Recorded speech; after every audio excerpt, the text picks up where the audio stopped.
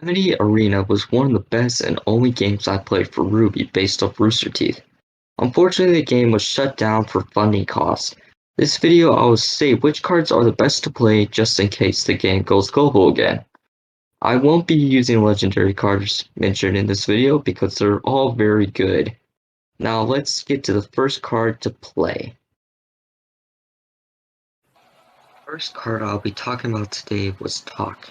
With her fast agility and the amount of time she uses to make herself invulnerable, she was able to get 10 hits in on one attack.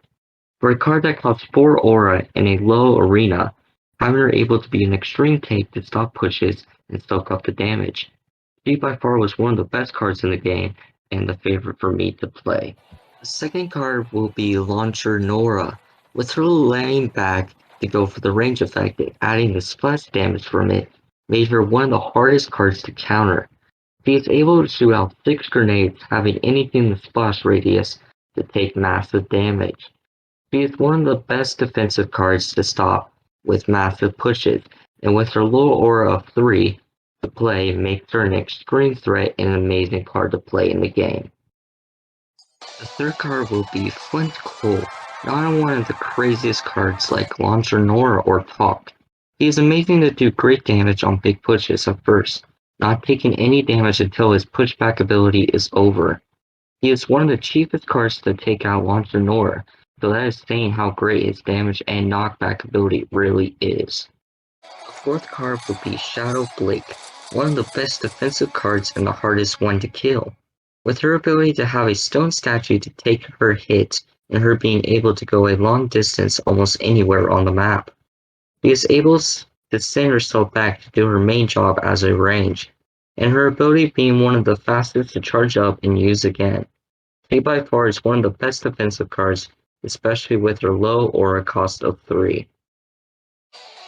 The fifth card will be Neptune. This card is one of the best defensive range cards to use in the game. It has the ability to shock the person or thing he shoots at. He also has a different and great ability compared to the others. When he comes down, a shock radius goes on the things he was placed on. Even though I highly don't recommend it, having a mirror and clone on Neptune is one of the most deadliest things in the game.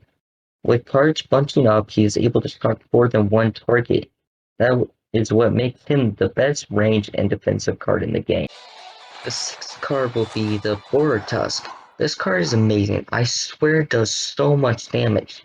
This Grimm starts out slow, letting you to play on the other side, then having it roll fast towards the tower or person. Once this card makes contact with the opponent's card, it does massive damage to them, and its HP is very impressive as well.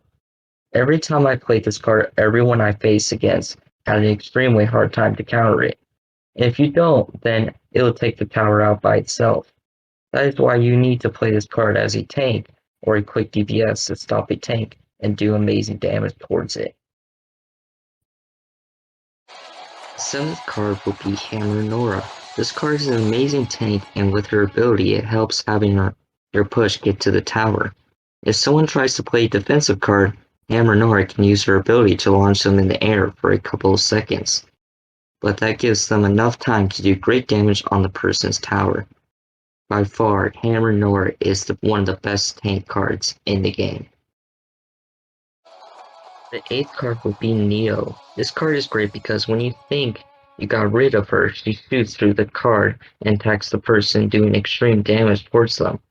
She by far is the best card to soak damage for, and the best DPS to clean up extra cards on the battlefield. Neo is definitely one of the cards you should be choosing in your deck. The ninth card will be the White Fang Gunner Barracks. This card is amazing and extremely annoying to play against. This barracks sends a gunner out almost every 3 seconds, letting it have range effect and stack up to do extreme damage. For a card that costs 5 aura, it is very cheap for how amazing it truly is, and definitely a card people need to play. The 10th card will be the Apathy. This card is pretty expensive but worth it. This card has the ability to freeze the person in place with their Screech. This card is dangerous if you play in the back, because it's a very slow card. It also spawns more and is extremely dangerous when it creates a group, freezing everyone with their Screeches. 100% one of the best expensive cards to play in the game. The last and final card will be the White Fang Dropship Formation. This card is one of the most expensive cards and it explains it too. It drops off 3 ships with the same amount as the normal dropship card. With their airship being hard to take down, you also have to deal with the soldiers that come out of the ship. Playing that card and cloning it makes it extremely dangerous thing to counter. White Fang Dropship Formation is definitely one of the best cards, and I highly recommend you using it once the game ever goes global again. Amity Arena was definitely a fun game, and it was sad when it got shut down because of funding. But if they ever decide to relaunch it again, I'll be one of the first to reinstall it. By Volume 8 finishing up, there could have been really good chances for good cards to be put into this game. If they are planning on relaunching the game, I would recommend one thing to them, so they won't have funding issues again. Try putting out a new card, and people that buy the pass with all sorts of awards would possibly have a better chance and quicker on getting this new card, and add new skins and emotes as well. Well, thanks for watching this video, and make sure to check out the other stuff we did, and see you all in the next video.